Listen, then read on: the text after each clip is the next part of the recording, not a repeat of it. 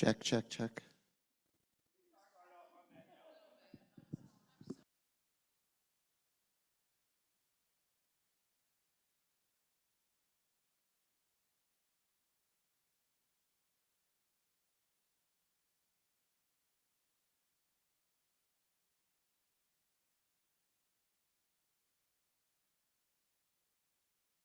Seems really chill about it.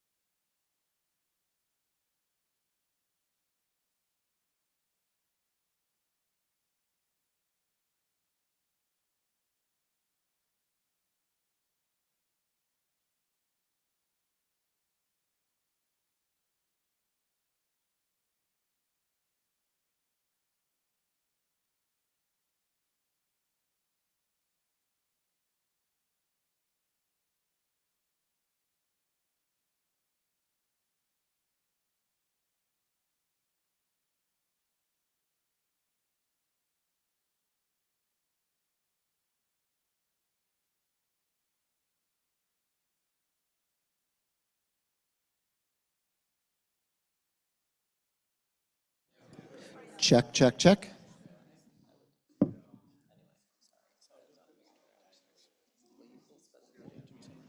All right, so welcome everybody. Normally I say, for those who don't know me, my name is Rabbi Mark Katz, but not for this crew. It's good to see everyone. Yes. So in a moment, I'm gonna welcome Jody and Adam to the Bima, but I wanna say that a number of months ago, I feel like it was like early summer, Jody got in touch with me and she said, look, we're thinking about this event, what do you think? It's a great book. You should really consider having Adam here to talk. And my MO is always, I don't say yes formally to anything until I've actually read the book. I've gotten burned in the past before. And so I picked up the book. I actually got the audiobook, and I listened to it. And it was easily not only the most entertaining book that I had read over the summer, and I read a lot over the summer, it was also one of the more insightful books. Humor has the ability sometimes to ask deeper questions than nonfiction does. And the Golem of Brooklyn's ability through humor to get at not only the zeitgeist of where we're living, but also the deeper questions of anti-Semitism. What should we do about anti-Semitism? Is violence an answer to violence? Those general big questions that we're wrestling with today are just, it's couched so masterfully in this book that I finished listening to it. And by the way, I listened to it in like 2 days. Anything I was doing, I was listening to this book. It was the audio equivalent of I couldn't put it down. And I finished and I texted Jody and I said, we're in. And so we're so blessed to have her here, who we know is just such a talented interviewer, so smart, and I'm sure will draw out even more. And Adam, who is just such a talented writer and created a real masterpiece with this book. And if you don't have it, buy it. If you have it, get him to sign it. And not only support him, but support our local bookstore, the Watch Young Booksellers. So without further ado, I'll call the two of you up to the Bima.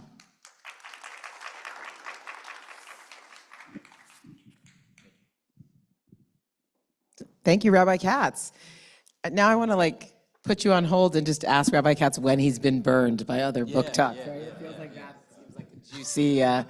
No, thank you so much for coming, Adam. Adam lives in California. Had an event yesterday at Rutgers in New Brunswick or near Rutgers. At a synagogue in New Brunswick. At a synagogue, yeah. Awesome. And I want to thank my boss, of course, Rachel Fishman-Feddersen, who's here running around taking pictures, but also a good friend of the Forward and of Adam, Libby Lenkinski, who actually had the idea for this event and is here with us. And Libby is the host of our new podcast called Make Art, Not War. She's interviewing 10 Israeli and Palestinian artists operating in Israel about what it's been like to make art and present it since October 7th. We are about to have episode 4 this week, so check that out wherever you get your podcasts. And now, Adam, I also just devoured this book and loved it. It's smart, it's funny, it's weird, which seems basically like maybe the 3 words best to describe you. I don't know. But I was really excited to learn that you and I actually have quite a lot in common. We both grew up in Newton, Massachusetts. But Adam went to Newton South, and I went to Newton North, in case you're wondering. So this is a real healing moment for the town, you know. And Adam's dad was a journalist working at the Boston Globe, and it's really cool to be in conversation with you.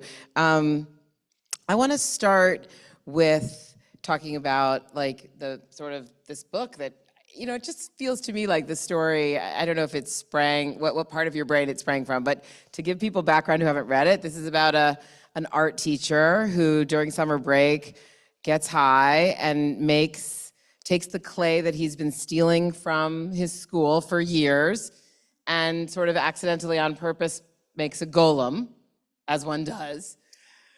The golem turns out to only speak Yiddish, so the art teacher rushes down to the bodega where the lesbian former Hasidic girl works and grabs her, and obviously she becomes their translator. And meanwhile, the golem has also gotten high and started to learn learn English, excuse me, by watching Curb Your Enthusiasm.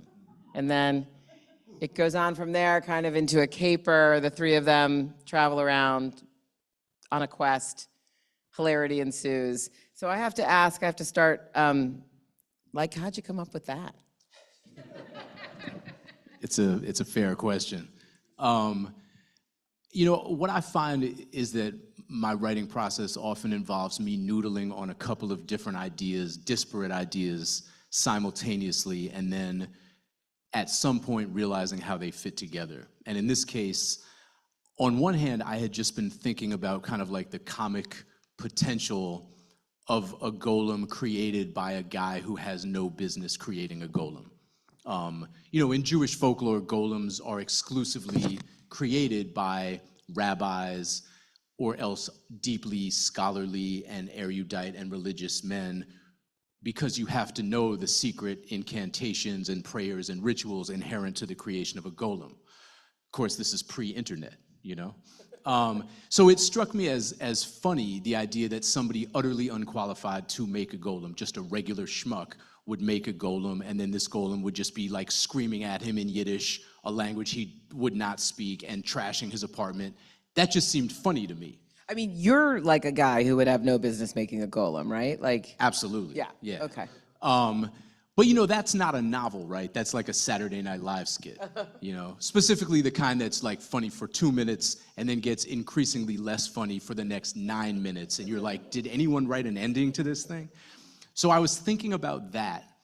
And then very much separate from that, I was thinking about trying to write this very heady, complicated novel about epigenetics, this like future... What? Yeah, so epigenetics is the increasingly scientifically accepted notion that trauma can kind of enter the DNA and sort of flip switches and be passed down from parent to child. So I started thinking about a sci-fi sort of speculative future novel in which the next advance in epigenetics, after we admit that it's real, is the ability to timestamp it. So we say, okay, your epigenetic trauma entered the DNA record this month of this year, right? Which then would allow people to litigate and sue for damages. Nice. Yeah. So very American of you. Yeah. So I envisioned this world where epigenetic trauma had been documented in this kind of way, and the courts had adapted, and indemnifying payouts were being given out. And then the next advance, I figured, would be the ability to transplant that trauma from a donor to a recipient, with unintended consequences, those unintended consequences being that the recipients of that trauma would be living through that trauma, would be experiencing it sort of as like waking nightmares. But possibly able to get reparations. Yes, which is why they would presumably get these transplants to begin with.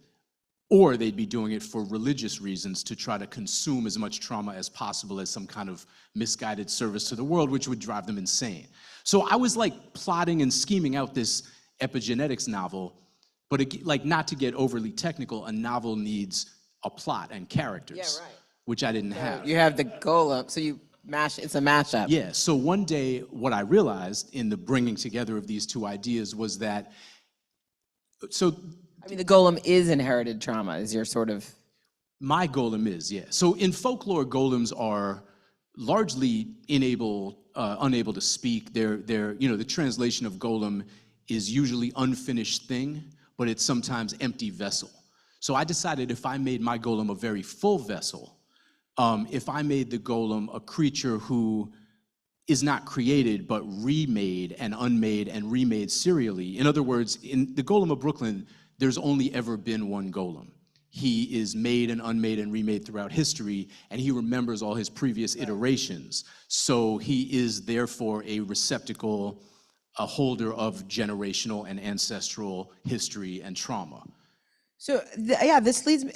I was struck. The rabbi was talking about how it's a romp. It's funny. It's very modern, and it also is filled with what seems like text. It has all this like serious Jewish stuff in it, and I was thinking, like, is this guy secretly like a big Talmud Chacham who's been like studying his whole life and knows all this history and text? And I did a little research, or I had an intern do some research. And anyway, no, that's not who you are. You did not grow up like studying in yeshiva or something. So where'd you get? And then I heard that like some of the stuff is really true and really text and like what Rabbi Katz learned about golems in school, and some of it is made up, right? So talk to me about how did you learn a lot about golems, and how do you deal with the like mix of real stuff from Jewish history and Kabbalah and stuff that came out of your weird brain? Yeah, well, my intent, so I came up with, I said, I came up with that idea, like, okay, this golem is gonna remember every past iteration of himself. He's gonna go back to the dawn of time. He's gonna have had all these adventures. That, so I had that idea, and then I wrote like an outline for the book very quickly. I had like a 4-page outline, sent it to my agent. He was like, the golem market is dead. I was like, what the fuck? To be fair, he also, when I sent him 15 years ago, my book, Go the Fuck to Sleep, he was like, I can't sell that. So really the question is, why'd you keep this agent? Why don't I fire Richard is really the question. Wait, is it Richard Pine? No. Forget it. Yeah. But I need a new agent, so. Anyway, go. So my initial thought, I knew that what I wanted to do was tell a bunch of the past lives of the golem in the book. And so I began to do research into all of the folklore of the golem with the intention of retelling a bunch of those stories. But what I found was that all of those stories were pretty boring. I didn't like any of them enough to write them into the book.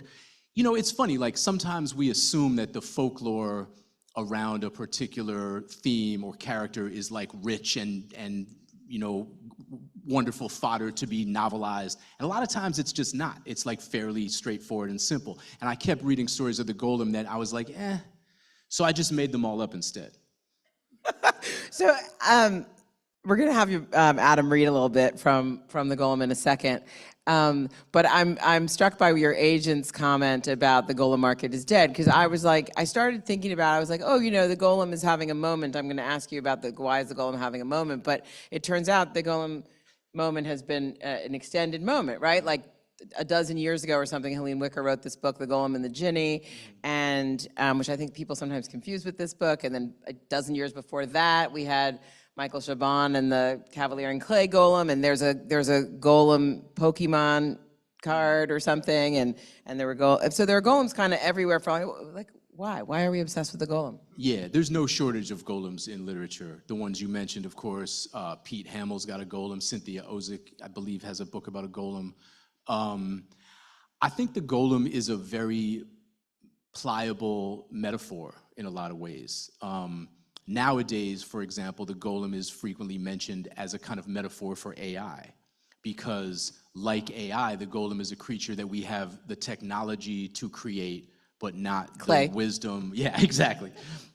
No shortage of clay, but not the wisdom to control or properly supervise. So, AI is a golem, I think, I don't know, the notion of a powerful protector figure who can come along and literally crush the enemies of the Jews has had a lot of resonance throughout the years for obvious reasons.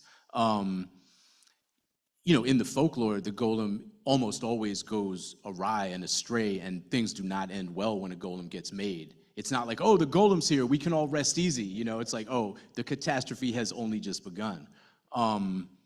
So yeah, I think there's... Where did you first learn about the golem, and what really got you interested? I don't remember when I first learned. I can't remember not being aware of the golem, but the first time I started thinking about the golem as a character in a book was when I wrote this book here, A Field Guide to the Jewish People, which I co-wrote with Dave Barry and New Jersey's own Alan Zweibel. And I assigned myself the chapter on the golem, which is only like a 3-paragraph chapter, but it got me to read. You were trying to get the short assignments out. Yeah, okay, exactly. Good. Well, let's read a little bit. Okay. You set up what you're going to read? Yeah. And also, I want to say your summary of the book was excellent. I mean, the opening, that's like Feel almost... free to use it however you want. That's almost word for word the kind of thing that I say about the book. So yeah, Len Bronstein is a high school art teacher who is less in need of a golem than in possession of a large amount of clay and very stoned. He's also sort of trying to fill his Saturday without sitting down and attempting to write the novel that he's been failing to write, which is basically the novel about epigenetics that I just described, myself being unable to write. Something I learned from Roberto Bolaño is like, it's easier to write summaries of novels than write the novel. And sometimes that's all you need to do is write the summary of the novel. So I was like, let me start the book with an 8-page summary of a different novel that doesn't exist. That way I weed out the readers who aren't like serious about this, you know? That's what you're looking to do, is weed out the readers. I got too many readers. That's how we think about audience work. Yeah, you know what my problem is? Too many readers.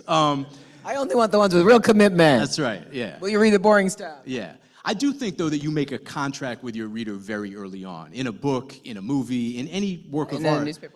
Yeah, you very quickly establish ground rules. And the ground rules that I wanted to establish were like, you're gonna find stories within stories. You're gonna find digressions, you're gonna find tangents, you're gonna find wild stuff. So if you're not into that, go read Tuesdays with Maury, you know? Great. Yeah. That's I was just thinking about the contract we make in this book. Yeah. Which is like, there's gonna be swears. Yeah. You know, Right, there's right. gonna be profanity. That's also, by the way, that's the most insulting thing I can say to somebody. Go read Tuesdays with Maury. So Len makes this golem. The golem is 9.5 feet tall. He's made of 400 pounds of clay, and he's cursing out Len in Yiddish, a language Len does not speak. Len, much like myself, grew up observant only in the sense that he noticed things. And Len parks the golem in front of Curb Your Enthusiasm and runs out in search of a Yiddish speaker. The first person who comes to mind is this woman who we will come to learn is a refugee, an escapee, who grew from a local Hasidic sect. This is Williamsburg, Brooklyn. Miri is gay, so she left the sect when she turned 18. She's been working in this bodega ever since. And yeah, Len is attempting to convince her to come back to his like weird apartment and translate for this golem. So this chapter was a pivotal chapter for me. It's like maybe the 5th chapter in the book. I'd been in Len's point of view. I'd been in an omniscient point of view. I knew that I was going to, at some point, also pick up Miri's point of view as well as other characters down the line. But I knew I didn't want to be in Miri's point of view yet. It was too early. I kind of needed eyes on both of them at this point. And, you know, a novel is all about, like, the decisions you make. And it occurred to me that nobody was going to stop me from writing this particular chapter from the perspective of the cat who lived in the bodega. And you know, like, once you make a decision like that, there's really no turning back. Like, you've committed to doing the weirdest thing you can at every possible juncture, which is what governed my thinking for the rest of the book. So yeah, I'll read this chapter. It's pretty short. It's called... Since it's from the perspective of the cat. Yeah. It's called #RealBodegaCat. We all know what a bodega is in this room, of course, right? Okay, because I've done readings in, like, you know, Ohio and shit, and they're like, what's a bodega? In case there's anyone watching from Israel, it's a makolet. They're like, a 7-Eleven? I'm like, no, not a 7-Eleven.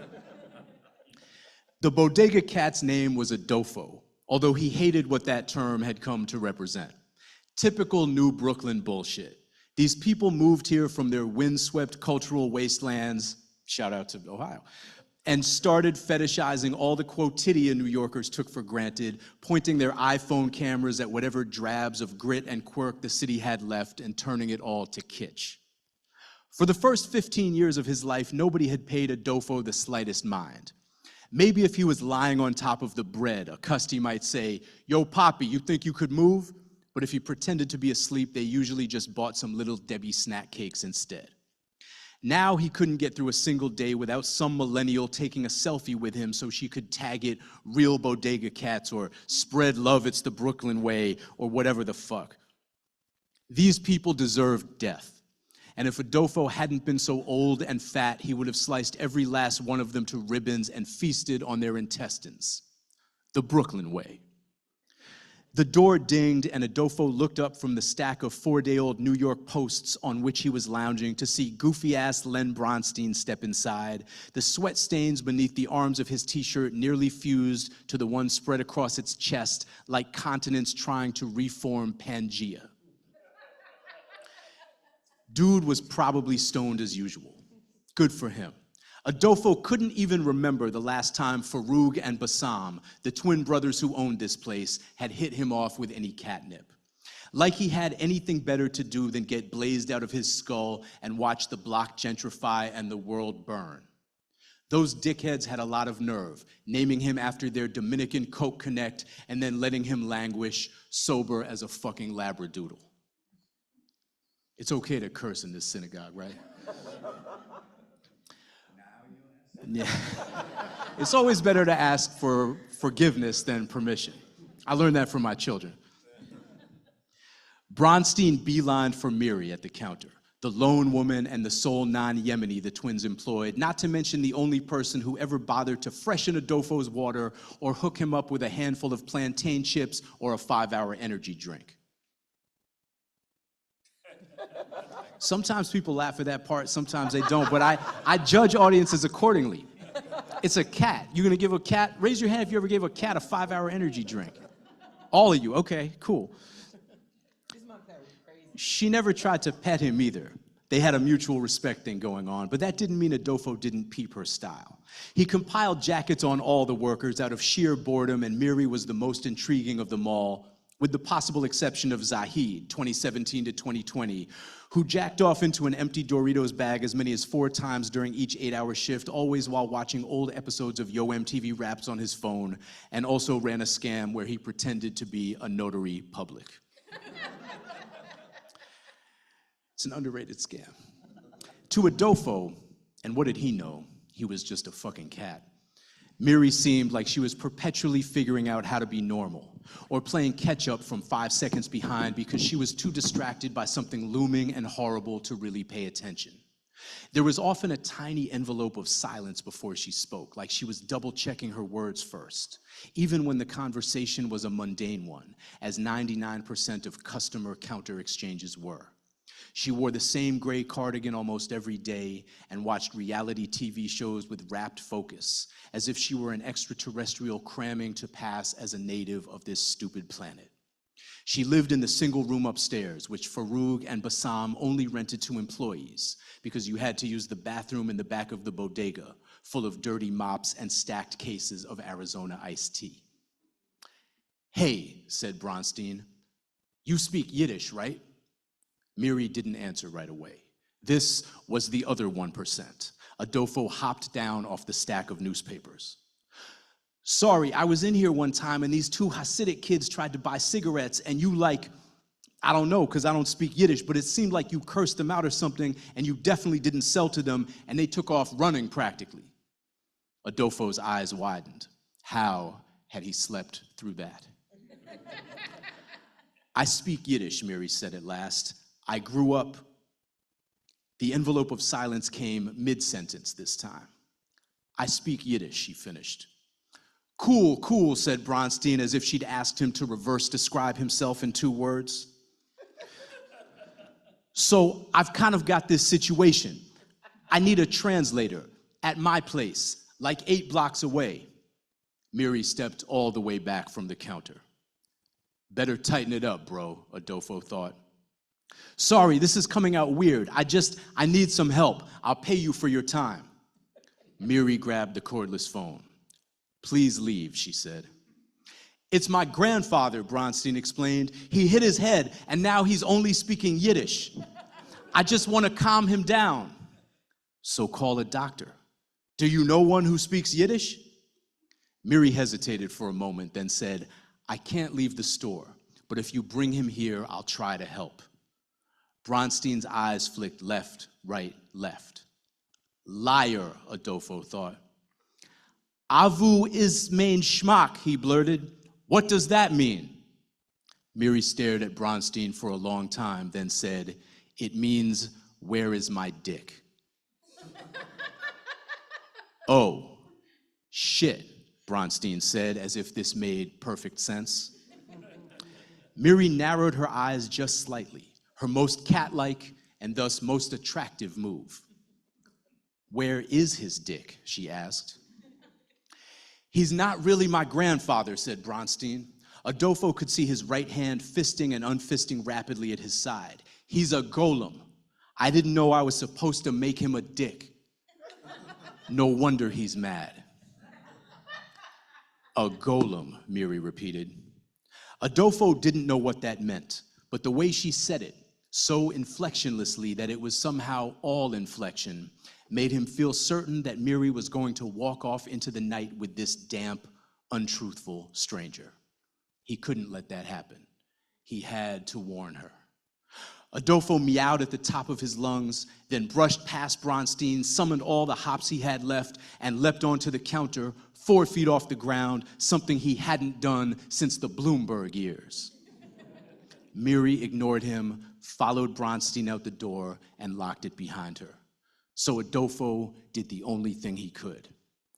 He took a nap.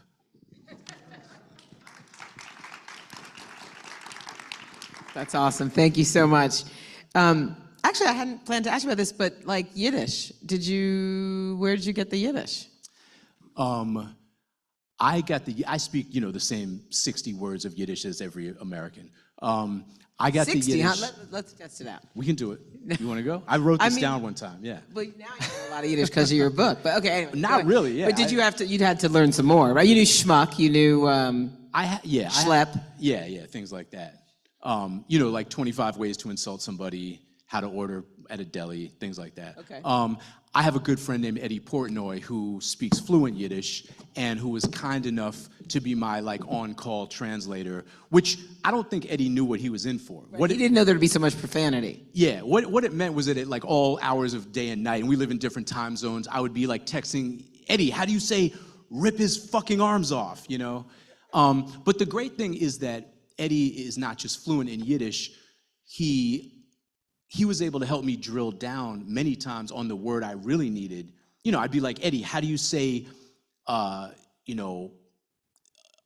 abomination?" And he'd be like, "What kind of abomination? This is Yiddish. All there are insults, Is this Miri's family talking to her? Is this the Golem as understood by the Grand Rebbe? What kind of abomination?" I wish I had somebody to do that for me in English. It was very helpful. And you know Eddie Portnoy also from Reboot, yeah? So I can't find this question. I got to look at my notes there. But no, actually, this reminds me of just when you were interviewed by The Forward in 2011, when you made it to The Forward's list of the 50 most influential American Jews, which I'm sure is at the top of your resume now. You know who else was on that list? Because I vaguely remember this and I looked it up. I'm not even going to. I think it's going to be like Jeffrey Epstein or something. It was like Jeffrey Epstein. It was like, what's his name from the Mets who ended up Ponzi'd into jail. It was like, oh my God. Yeah, we stopped doing that list a couple years ago. Jared Kushner might have been on the list. It was an awful list. I canceled the list. Anyway, what you said there. Alan Dershowitz might have been on the Let me stop. What you said in that interview was you said that religion doesn't play such a big role in your life, but you said, quote, "Being Jewish is a big part of my artistic sensibility and my humor. I think it gives me a certain take on the world on a literary level." And Reboot, of course, is a network of mostly creatives, or creatives in all different fields, who are, many of them, culturally Jewish, but feel connected to their Jewish. So maybe talk a little bit about, whether it's about Reboot or not, but about that way of being Jewish, and whether also that was 13 years ago that you said that, and I think you joined Reboot even earlier than that. But how's it evolving for you in terms of your Jewishness and your identity? I think my experience has been unusual in that my interest in Judaism and my knowledge of Judaism has been something I've only pursued of my own volition and as an adult. Right? I didn't go to Hebrew school. I was not bar mitzvahed, still an elderly boy in the eyes of the Jewish community. If you're not your language later, reflects that, basically. What's that? Your language kind of reflects that. My parents, out of sheer guilt, sent me to this Jewish Sunday school that met at a junior college near my house. It was like the So You Think You Might Be Jewish Sunday School and Grill, and I got kicked out of that. What did you do to get kicked out of that? I had this, so this was the type of school where you could opt in or out of Hebrew. So I opted out of Hebrew, and instead I Hebrew took school. I took Jewish cultural history instead. And the Turns out to teacher- have been a good choice. Well, the teacher was this guy named Israel Kagan. Maybe you knew him at being from Newton. When I met him, he was probably about 160, 165. And his understanding of Jewish cultural history largely involved differentiating for us 11-year-olds between black folks and Jews. He would be like, when black people make it and become famous and successful, they leave their communities behind, but not the Jews. When I lived in Roxbury until the blacks moved in, and then I had to move to the suburbs. So I was an 11-year-old, 12-year-old kid, but I was a rapper, I was a DJ, I was a graffiti writer, I was very involved and enmeshed in and serious about hip hop. This was the thing that had already begun to kind of imbue me with my politics, my worldview, my artistic tool bag as well. And so I knew that this was wrong, I knew that this was racism, and I was perplexed as to why no one else seemed to find it objectionable. So what I did was just begin acting out as much as possible. I started by challenging him directly. I would say, no, that's not true. He would say, prove it. I would name some rappers he'd never heard of. And then I just moved to acting out, and it all culminated with an event for all the parents in the school community where I was tasked with reading a phonetically spelled out prayer, because I didn't take English, Hebrew. right? Yeah, in English. And instead of reading that prayer, I opted at the spur of the moment to instead sing the song Living on a Prayer by New Jersey's own Bon Jovi.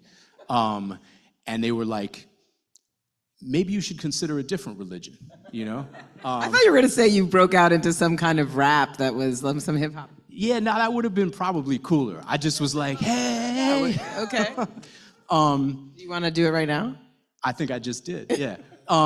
So I say that to say, that said, I began to understand, my matrix in understanding race was like a very black-white paradigm, right? I understood that Boston was a segregated city. I understood that there was a difference between a certain kind of theoretical lip service politics and sending donations to the NAACP and actually being comfortable around people who weren't like you. I found a lot of hypocrisy around me. I was frustrated, I was furious, I was angry. Hip hop was giving me a language to articulate and understand that.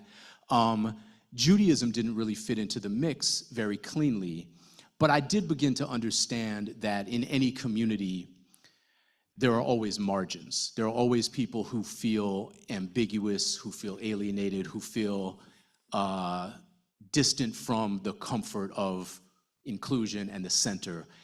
And I think simultaneous to that revelation was the revelation that that is where a lot of good art comes from, because people have perspective, they have pain, they have distance, they have self-awareness, they have some form of what we might call double consciousness. And I think the next revelation was that Judaism had particularly large margins because, it's like the Hotel California of religions. You can check out, but you can't leave. Jewish people say things like, I'm Jewish, but I'm Buddhist. Like Episcopalians don't say that, you know what I mean? So I realized that this was a kind of perspective that I was, in some sense, occupying. And then I began to realize that a lot of the Jewish writers and comedians and artists that I identified with, that I thought were doing good work, were also sort of those margins. And that began to help me foment and build some kind of a Jewish identity. And then at some point later, I got more serious about exploring that identity and reading more deeply. I wrote a novel that came out in 2008 called The End of the Jews. It's like my third novel, but it was the first time anybody had thought of me as a Jewish writer or like invited me to anything Jewish, to basically account for myself,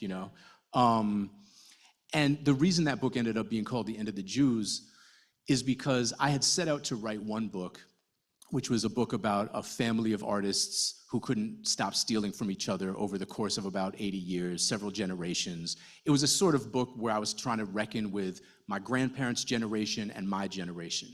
And a lot of my research involved talking to my grandfather, who was in his late 80s at the time. And, there's that expression like, show me 3 generations of Reformed Jews, right? That was my family, 3, 4, 5 generations of people who didn't really care that much about Judaism. But in talking to my grandfather, I began to understand in a new way, in a kind of embodied and lived way, how his identity as a Jewish person, whether he was interested in it or not, had circumscribed and defined his life in various ways, how it had been weaponized against him and by him and around him. Without getting too deeply into my grandfather's life, he led an interesting life, and was the first Jewish person to do a number of things. That sounds, Some of them legal. this sounds very ominous and vague. What I mean is that, like, my grandfather was a Jewish dude from the Bronx who was very smart, ended up being a judge, a law professor and a judge, but he had like this WASP benefactor, this like Boston Brahmin guy who throughout his life would be like, Ben, you should join the Cambridge Tennis Club. And my grandfather was like, I could not identify a tennis racket. And he'd be like, trust me, you should just do it. So my grandfather like moseys down to the club and signs up, and they admit him as a member. Unknown to him is that this guy, whose name was M.I. Cutter, had spent the last 6 months wrangling and bribing and negotiating and threatening in order for Ben to be the first Jew to ever join that tennis club. There was a lot of stuff like that. So anyway, in researching that book, I became more invested in my own Jewish history and in Jewish history writ large. And, I'm also kind of like a nerdy person who reads a lot.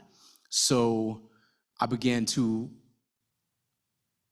delve into the canonical books of Judaism, like Philip Roth.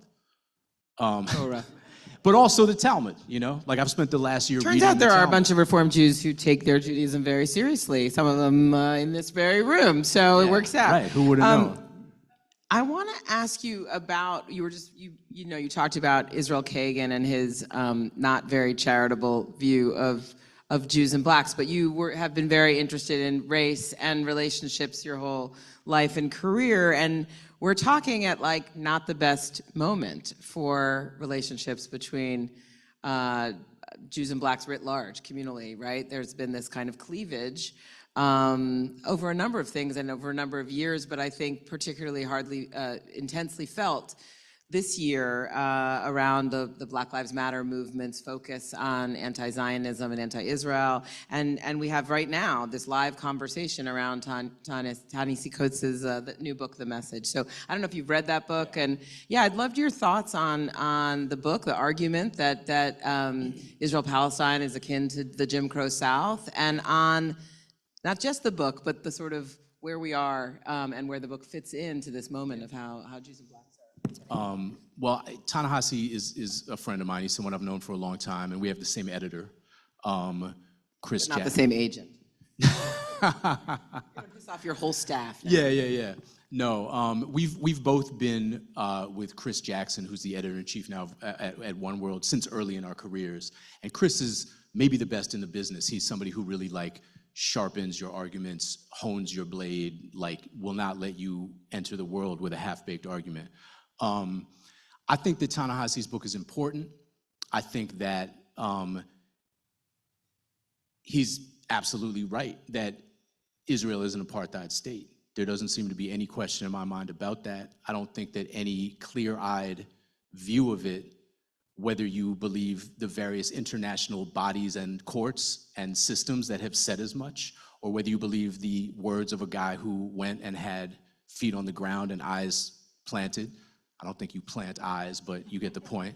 I think that Ta-Nehisi is doing great work, and I also think that his point is an important one, that while he is the guy giving voice to these sentiments, that is largely because of the absence of Palestinian voices in the dominant mainstream conversations. Ta-Nehisi is right when he's like, you can ask me these tough questions on CBS this morning, but I'm only here because you won't book a Palestinian journalist to have this same conversation. I think he's been savvy about the limitations of his own knowledge. He's been strategic in the tight parameters of the book, right? He didn't set out to write a history of the region. He set out to report and to witness, and I think he's been careful to not overstep in terms of what he's seen and what he can report on personally. So I think the book is an important intervention at a critical moment and a tragic moment. I don't want to get too off point because I don't want to turn this into the Ta-Nehisi Coates discussion, but I mean, I think one of the real criticisms I've seen that I think has a lot of validity is that, you know, he went in May of 2023 and didn't take on all the things that have happened since then. And also in talking about the journalists, I mean, he really ignores, there's quite a lot of Palestinian journalists working at the New York Times and the Washington Post and other places that he sort of has a little bit active. But anyway, we don't need to pick apart. Right, but you don't have see you them spent on- time in Israel or the No. West Bank? Okay, I'm going to switch back to, that was a little bit of a, well, actually, let's stay on the serious stuff for a second. I actually, and also the post-October 7th stuff for a second, because a lot of Jewish, you mentioned the first time you got described as a Jewish writer, and you've written now many Jewish books, and you're very much on the Jewish Book Council circuit, right? You're familiar with that whole racket and, no? Racket is right. Yeah. I don't think I'll be doing any more events for them. Well, I mean, a lot of Jewish writers and have had a lot of challenges this year. People target, many of whom don't write anything about Israel, don't say anything strongly politically about Israel on social media or in their work, who've gotten either canceled or criticized, or there was this spreadsheet going around for a while targeting Zionist authors, but it really was a list of Jewish authors. So I wonder if you've had any run-ins with that, with those kinds of things on either side politically this year. Well, it's interesting. I was in the early days of the book tour for the Golem of Brooklyn when October 7th happened. I had published this book on September 26th. So, you know, I had this whole book tour planned, which ended up looking significantly different than I expected it to. And I was very caught up in what to say and how much to say and how to say it, particularly since I was speaking largely to Jewish audiences and in the first flower of the confusion and the horror and the terror and the chaos. And you know, at first what I did when this came up and when people were like, you've accidentally written such a topical book and so forth, which, you know, my publisher had rushed out because they felt that it was like so timely. Because, you know, when I wrote it, the conversation was like around the anti-Semitism of like Kanye West. You know, that was like what was Charlottesville topical. figures in the book. Charlottesville figures in the book. Yeah, that was old. I mean, I wrote the book in 2022, and they were like, we're gonna get it out, you know, by the fall because it's so timely. And I was like, I didn't have the heart to tell them that anti-Semitism would still be around in the winter, you know. The other thing is they were like, we're gonna get the book out in time for the Jewish high holidays. And I was like, People love to read about anti-Semitism on the high holiday. I was like, that's not the big book buying season that you think it is, like, you know. But you know, so at first when I was asked to talk about these things, I very much stayed in a kind of elevated language of metaphor. I basically said something like this. I said, in the folklore of the Golem, one thing is consistent, and that is that because the Golem represents a kind of amoral, unchecked aggression and power, a creature who only knows how to respond with violence, he is therefore always unmade as soon as he possibly can be, right? There's an understanding that inherent to and important to our Jewish values is to not allow the Golem to just go on existing, right? I didn't mention this when we talked about what the Golem is, but the final step in making a Golem is inscribing the Hebrew word for truth on its forehead or writing it on a piece of paper and inserting it into the Golem's mouth. And when you unmake the Golem, you erase the aleph, turning the word truth to the word death, and the Golem returns to being mud or clay, right? And this is always done as soon as you possibly can. As soon as the threat has passed, as soon as the danger is no more, you unmake the Golem. Why do you unmake the Golem? Because if you allow the Golem to exist as a perpetual guardian or a nuclear deterrent, or, you know, there's also no record of anybody making an army of golems or 1,000-foot golem, and it's not for lack of clay. It's because there's an understanding that this kind of power, this kind of violence and aggression becomes uncontrollable, becomes mindless, and savages us and leaves us no longer able to actually be Jewish on some fundamental level. So that was kind of my response when people talked. And Well, I thought it was going good. I thought that I was successfully walking a certain kind of tightrope and saying something that was meaningful and reflected my feelings about Israel and about the war. But I realized that sometimes an elevated language of metaphor goes right over people's heads, or they imprint upon you whatever feelings they want you to have, whatever sentiments they want you to express. And that became clear to me about 2 weeks in. I would give something like that answer, and then afterward I'd be signing books and people would be like, man, I wish we had a golem in Israel, am I right? And I'd be like, no, you're not right. And that's the opposite of what I'm saying. And what you should be asking me is whether Israel is a golem, you know? So I became more outspoken, and I said some things publicly, and I said some things on social media. And the response was immediate. Many people in my life and in my circles and in my wider network of human beings who, I don't know, read my books or whatever, were very thankful and very grateful that I had said something, that I had been clear. And also other people started calling my agent and trying to get my agent to drop me as a client.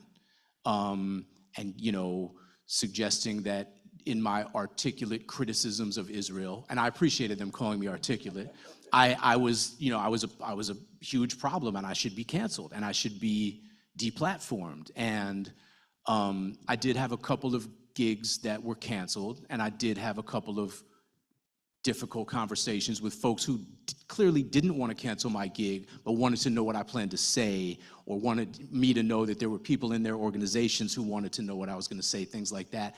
You know, nothing too dramatic. I wouldn't say that my life has been adversely affected by my willingness to speak publicly about these things. But yeah, these were fraught moments, and this was all like in the immediate. You know, I think the first time I sort of said something very publicly explicit was like October 15th or so. So it all happened, you know, and I was like in some hotel room in Tallahassee, you know, never a good place to make a decision. Thank you for that. Okay, so I know people probably want to ask questions, but I have more. So we're gonna just think of some, but I really do have some other things I got to cover. So, because I want to talk about this book for a second. So first of all, I have to tell you that it's fine for you to swear up here, but it was very funny on the high holidays. Rabbi Katz was very kind to promote this event at every service on Rosh Hashanah and Yom Kippur, but he could not say that he couldn't figure out how to talk about this book. I said, after the first one, I'm like, you could just say go the F to sleep, or go the blank to sleep, but he just couldn't do it on the high holidays. Which Well, it's almost, you know, it's like, right, in Hebrew you don't use vowels, right? This is almost like the same. Perfect, that's great. Anyway, it's like, I feel like I was gonna ask you, you know, how did the brainstorm to write this book come to you? But I feel like this book, it's brilliant. So I don't want to say anything to undermine it, but it's like every parent is like has this idea, right? And the real brilliant thing is that you fucking wrote it down and like made a book about it. And like, how did that happen? First of all, and second of all, when I told people I was doing this event, everybody wanted to know, how'd you get Samuel L. Jackson to do the audiobook? So those are the first two questions. Then I have one more about this one. Do it in a lightning round if you can. Yeah, sure. I wrote this book when my oldest daughter, I have 3 daughters, like a farmer in a joke. My oldest daughter, Vivian, who's 16 now, was 2 years old. Sleeping was not high on her list of priorities. You know, it sometimes took her like 2 hours, at which point a certain kind of just derangement sets in. You would do anything to get out of that room, right? Like if Don Corleone walked in the room and was like, I'll put the baby to bed, but I may call on you to do me a favor one day, and it's Damon, like, whatever, Don, like, we'll work out the details later, just take this fucking baby. I made a joke to some friends, including Kevin Koval, who I was with in Michigan teaching at a summer writing thing, that I was going to write a book called Go the Fuck to Sleep. I was just kidding, but even in articulating that phrase, I was like, I know how to write that book, because as every parent has, I had read 1 million board books, B-O-A-R-D, but both, kind of, you know, where there's like snoozy bunnies and kittens and A, B, C, B rhymes. And I was like, it would be funny to mash that up with the internal monologue of a parent trying to put a kid to sleep. I was like, that could work. Did you write it in like 15 minutes once you sat down to do it? Yeah, I did. I wrote it very fast. You know, as I mentioned, like I came up as a rapper, like rhyming and poetry and that kind of wordplay was like my first engagement. And my grandmother was a poet. So yeah, I wrote it in maybe 35 minutes, no pants on. And I sent it after my agent told me that it was no market for it. I sent it to my friend Johnny Temple, who ran a small publishing house in Brooklyn called Akashic Books. Their motto is reverse gentrification of the literary world. So like clearly a dynamo, you know what I mean?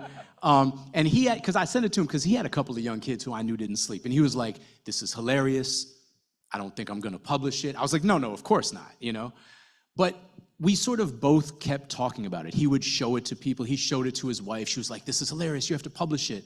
He showed it to Jonathan Lethem because Lethem gave some talk and talked about his kids not sleeping. And Lethem was like, you gotta publish it.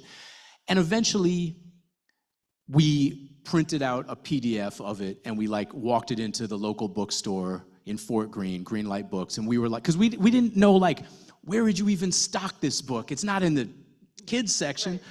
And we were like, do you like this and where would you put it? And they were like, yeah, this is hilarious. We would put it in the parenting section. Right next to what to expect when you're expecting. And we were like, yo, there's a parenting section. We didn't know that. And it confirmed our thinking that perhaps we liked this book because we were just shitty parents. So fast forward, the book was going to be published in October of 2011. But in April of 2011, I gave a reading at a museum in Philly where I was living at the time. I was not living in the museum. But, shout out to Basil E. Frankweiler. And for 200 people, and I showed the PDF of the book, and people thought it was funny, and they were like, oh, where can we buy the book? And I was like, you can't, it hasn't even been printed yet. And I went home and I went to sleep, and when I woke up in the morning, the book was number 125 on Amazon, which is a very low number if you're a literary novelist, which I was at the time. I'd never seen a number below 5 figures. Wait, but that book you could order it on Amazon? The pre-order page had just gone up. So by the end of the week, the book was number 1 on Amazon. And again, not to get overly technical, the book did not exist.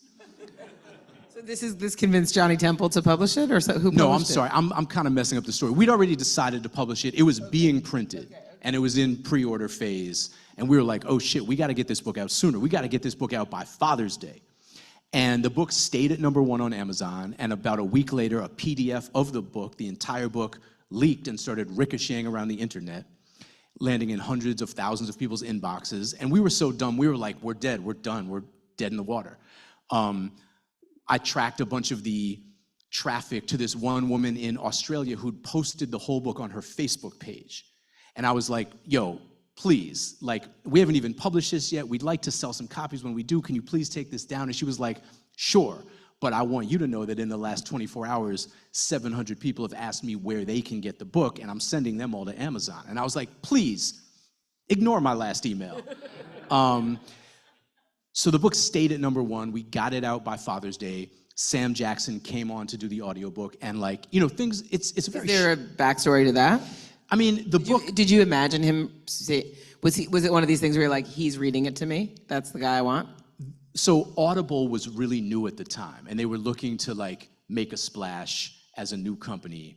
And this book had shown some signs that it was going to be a big deal. It hadn't been published, but it was at number 1 on Amazon. There was a bunch of media about it already, et cetera. So they were willing to spend money. So they were like, who do you guys want? And I gave them a list. It was Sam, Alec Baldwin, I think, was on the list. Slick Rick was on the list.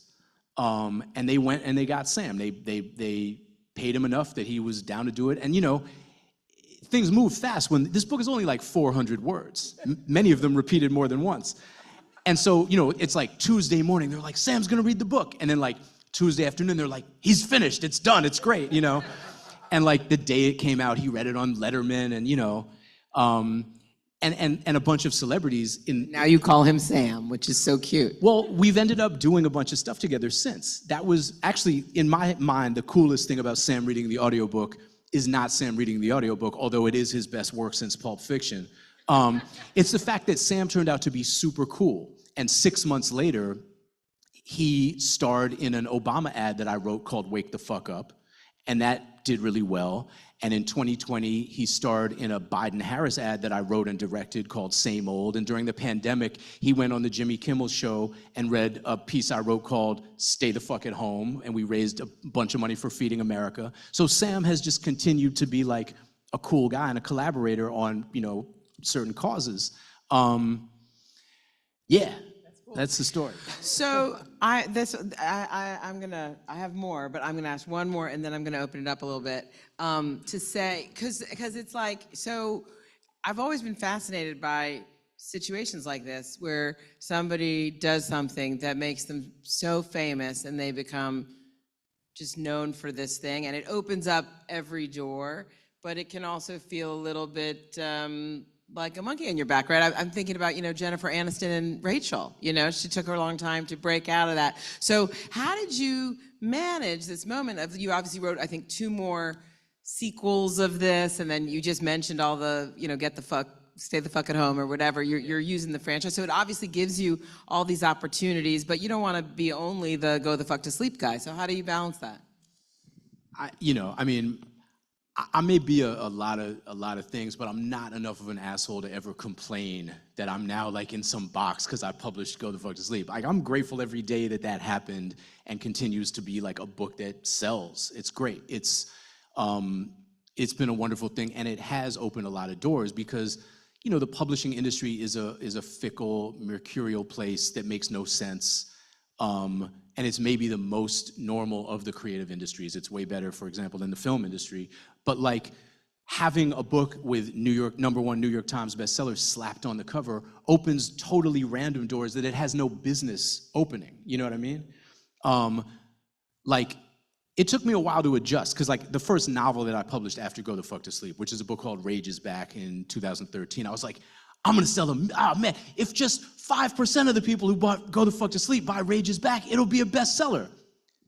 Guess what didn't happen, I learned that people do not, for better and for worse, people do not follow you from project to project necessarily. Some people have the kind of career where that happens. Others remain very siloed.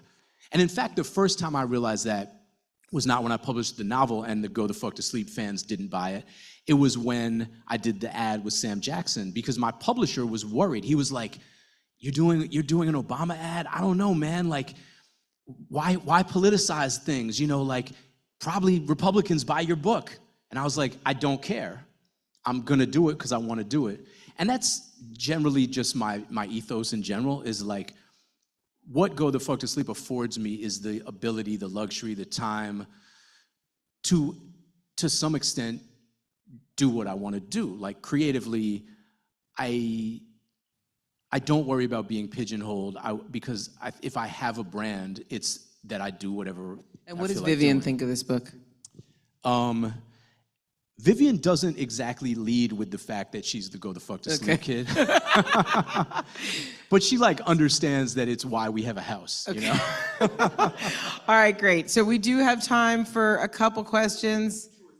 Okay. Do you want to take your privilege, because I know you have a lot of questions? Oh, well, sure. I was going to pass the mic around, but I'll take a privilege, which is, well, I'll ask the question. I'll ask the question that I asked outside, though a little bit differently, which is, when the Golem gets high and the Golem decides to binge all the seasons of Curb Your Enthusiasm, I know that, you mentioned that that part of it was you did it because you knew that Larry David could take the joke. But I am curious, because you could have gone in a lot of other different directions. Like, what does Curb Your Enthusiasm actually offer to kind of the zeitgeist right now that makes it so that you chose that as the thing that would bring the Golem up to speed on like what 21st century Judaism is? And is Larry David for you 21st century Judaism? So yeah, I had an inkling that Larry David would be okay with it, because Larry was kind enough to narrate the audiobook for the sequel to Go the Fuck to Sleep called Fuck Now There Are Two of You.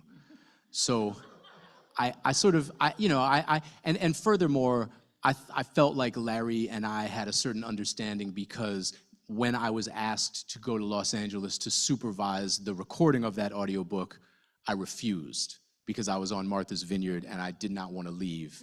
And I feel like Larry was like, I like the cut of your jib, because Larry wouldn't have left. I'm gonna be shockingly honest here. This stays between us. I've never seen Curb Your Enthusiasm. I don't watch it. Not because I don't want to, I just haven't found the time. My familiarity with Larry is based mostly on hearing him give occasional interviews, knowing his sensibility, hearing a lot of stories about him from his and my mutual friend, Alan Zweibel, the aforementioned Alan Zweibel. But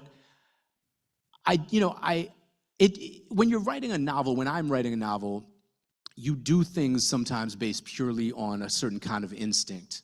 There's a dream logic to every novel. There's an internal mechanism that kind of like controls the pace and the tempo. And this is why ultimately I'm bullish about AI not taking my job. Because there's things that you do as a writer, things that my favorite writers do, that are absolutely incomprehensible. They just work because they work. They make sense because they make sense, and for no discernible, quantifiable other reason. You know, I think all the time about the fact that in his book 2666, Roberto Bolaño, on page 896 of his 898-page novel, is still introducing new characters. Like, if you tried that shit in a writing workshop in any university in this country, they would shut you down. They'd be like, you can't do that. But it makes sense, and certain things just make sense. And when the idea of the Golem learning English from Curb Your Enthusiasm occurred to me, it just seemed right. It seemed to fit into the puzzle of the thing I was creating. And I also knew that whoever the Golem learned English from was gonna come back later. So eventually what we learn is that what the Golem's been yelling at Len, besides "where is my dick," is "where's the crisis?" Because it's inconceivable to him that he would be made in the absence of an immediate threat against the Jews. And Len is unable to answer this question for a long time, but eventually Miri shows the Golem on her phone footage of the 2020 Charlottesville Unite the Right, Tiki Torch, neo-Nazis marching. And she's like, this is who's trying to kill the Jews, this is the crisis. And the Golem's like, great, where are those guys? And there so happens to be a march coming up in a couple of days in a town called Wagner, Kentucky. Yeah, well, I want to get to the Larry David part. So they make their way to this town called Wagner, Kentucky, which I made up. Kentucky's real. And they get as far as like West Virginia. And then Len and Miri realize they have no idea what the Golem's planning to do when they get to this march, which is called the Save Our History's Future March. And so they get out of the car and they're like, you're just gonna scare them, right? And the Golem is like, no, the Golem gonna kill everybody. And they're like, oh, no, you cannot kill everybody. That is a bad idea. That is bad for the Jews. If you won't listen to us, there's got to be someone you would listen to. Will you listen to the Grand Rebbe? Will you listen to Waleed, who gave you all that LSD? Will you listen to Larry David? And the Golem's like, might listen to Larry David. So they're like, well, we can't get Larry David. And Miri's like, I think I found his manager's phone number. So from this parking lot, they cold call Larry David's manager. And they're like, yo, you don't know us, but we're standing in a parking lot in West Virginia with a 9.5-foot tall, 400-pound real-life Golem. And he's going to slaughter hundreds of white nationalists. And the only person who can stop him is Larry David. And Larry David's manager is like, I love it. Pitch it just like that. And get Larry David on the phone. And Larry's like, you mean those Jews will not replace us, pieces of shit? No, yeah, he should kill as many as possible. And thus does the book make its way to Kentucky. So I knew I was gonna like bring Larry into the book. And thus I wanted to use someone unlikely to litigate. So we have time for about 2 more questions. Very quickly, you said your favorite writers, so just tick off a couple of your favorite writers. Favorite writers, I like Russell Banks a lot, who fairly recently died. I like Bolaño a lot. I feel like my favorite writers shift with each project. You know, it's like with each book, you're sort of in dialogue with a different set of writers. Baldwin is always a favorite of mine. I try to read as many of my contemporaries as I can. So like a lot of my favorite writers are young poets who I've kind of like watched grow up and maybe mentored a little bit. Safia El Hilo is one of my favorite writers right now. My friend Daniel Alarcón is one of my favorite writers and also the first reader of all my books. Yeah, those are a few. All right, questions? You may swear during your questions if you want. Anyone? All right. Are you and Sam working on an ad for Harris Walls? I did just release a Harris Walls ad, but not with Sam, with my friend W. Kamau Bell, who's somebody else I work with. No, it's not. The ad is called Who's Gonna Catch Your Kid, America? And it features Kamau as a dad on a playground talking about his family values and how the two tickets have very different conceptions of what they will do for your family. The ad essentially attempts to contrast care and control. It also, I should say, features my 7-year-old and my 5-year-old in starring roles. It came out a couple of weeks ago. We premiered it on MSNBC, and Kamau will be on CNN sort of showing it again this week. But it's also like, it's all over everybody's social media. Yeah. So what do you make of the left argument that people should not vote for Harris because of Israel? In my opinion, people should vote for Harris despite Israel, because Trump is in every imaginable way an utter disaster for our country. My hope is that Harris will evolve a better position, that she will at some point figure out that this is not feasible, and also look at the dearth of support that she's receiving from important communities because of her refusal to say anything substantive, create any separation between herself and the Biden administration's position on Israel-Palestine. But it was hard for me to do that ad, and I have several other ads coming in the coming weeks. I have a Pennsylvania thing coming out that's a song and a video, some other stuff as well. Like I put my head down and I did this work because I think that we cannot endure, like literally will not survive another 4 years of Donald Trump.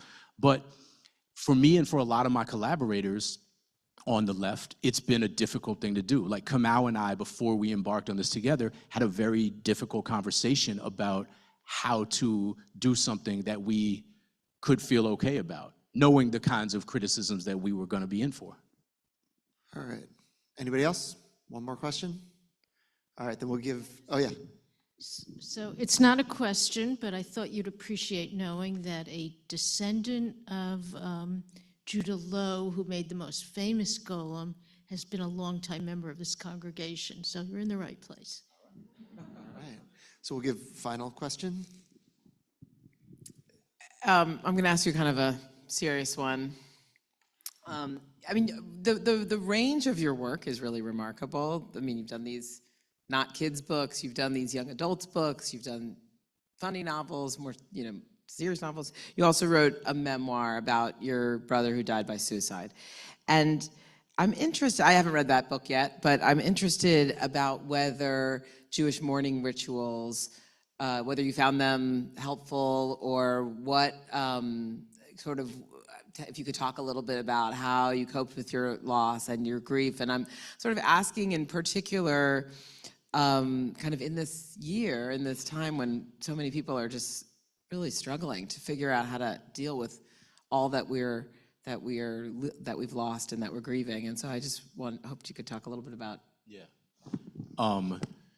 Yeah, I mean, I appreciate the question. And, it's funny because the structure of this conversation in many ways mirrors the process by which I eventually came to write this book called I Had a Brother Once. Because for a long time, I couldn't figure out how to write about my brother who died in 2011. And in addition to the grief and shock of his death, there was also the very strange duality of my life at the time, because my brother so happened to die at exactly the time that Go the Fuck to Sleep was having this crazy journey. So in some ways, like, even as I've told funny stories about Go the Fuck to Sleep and me reading it at a museum and da-da-da-da, like, I'm leaving out the actual real part of the story. I'm leaving out the fact that while all of that was going on, while I was like joking with Kathy Lee on the Today Show and, telling funny stories about the book all over the world, I was like mourning the sudden, shocking suicide of my brother and hoping to keep it together and wondering if I was on some level a horrible person, because even when I watch the clip of me on the Today Show, I can't tell. You know what I mean?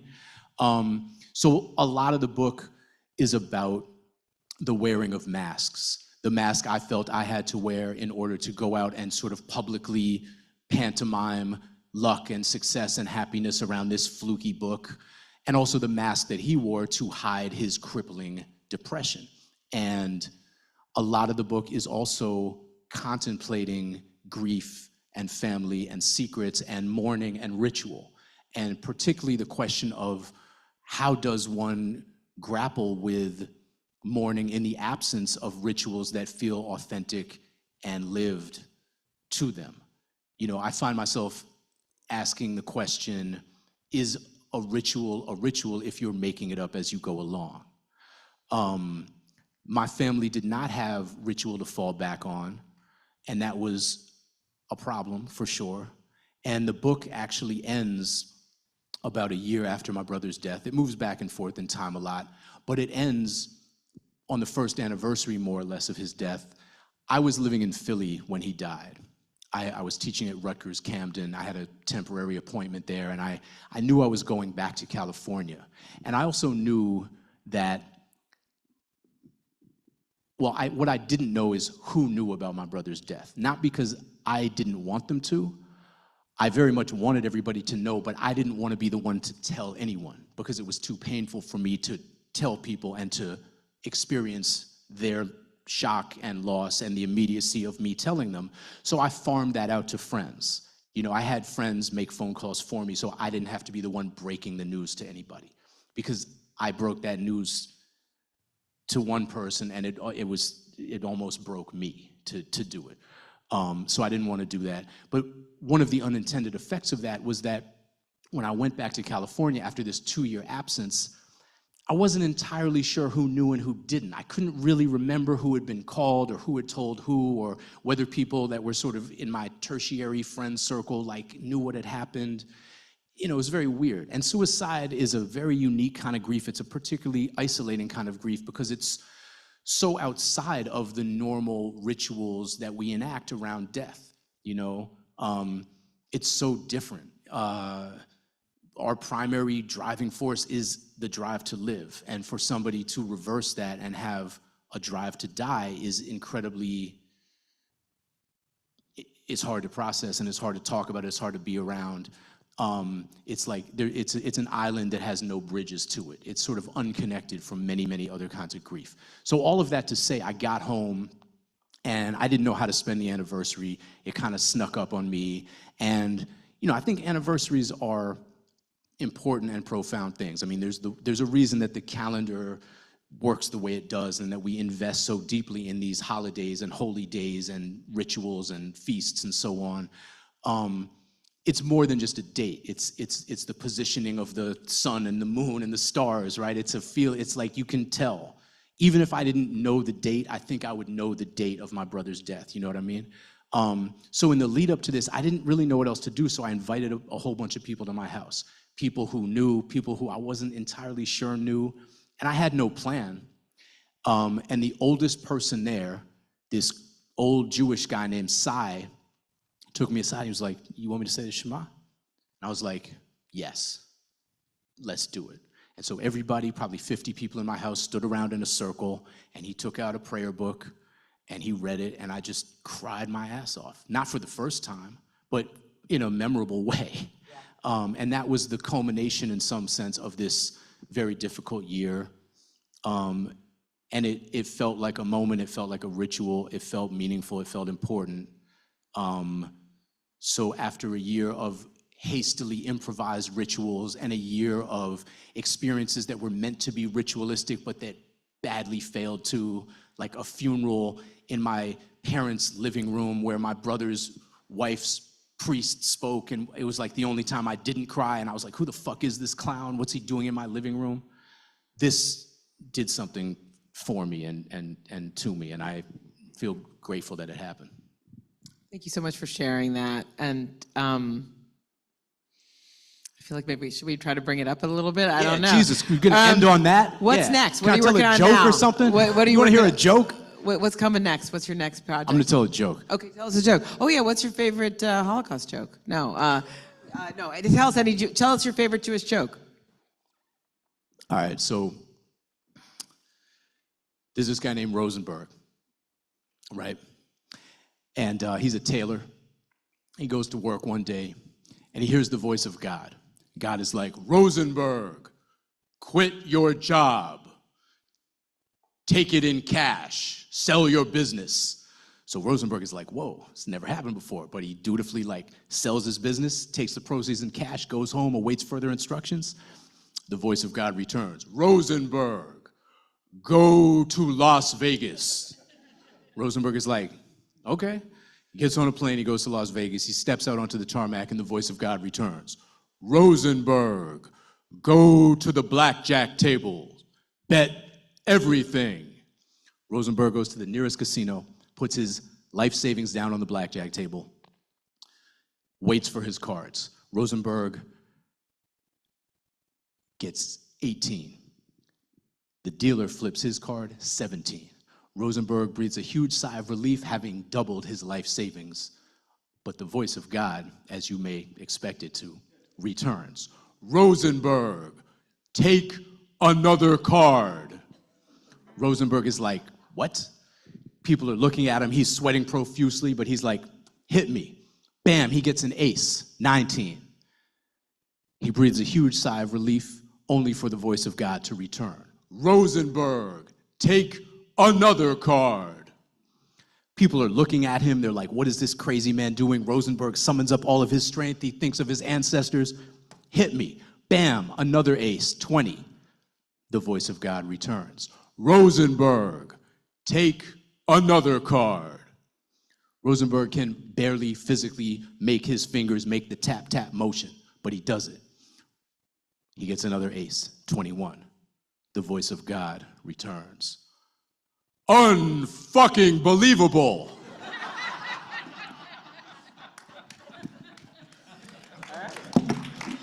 So Adam's signing books out there. Watch on Booksellers is here. There's also a bunch of pastry. Thank you, Rabbi Katz, for hosting us.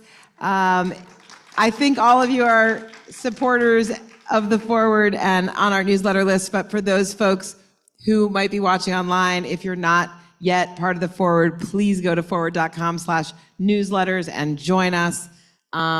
Anything else? And buy the book. Simchat Torah is coming. And yeah, that's it. Thank you for coming. That was fun.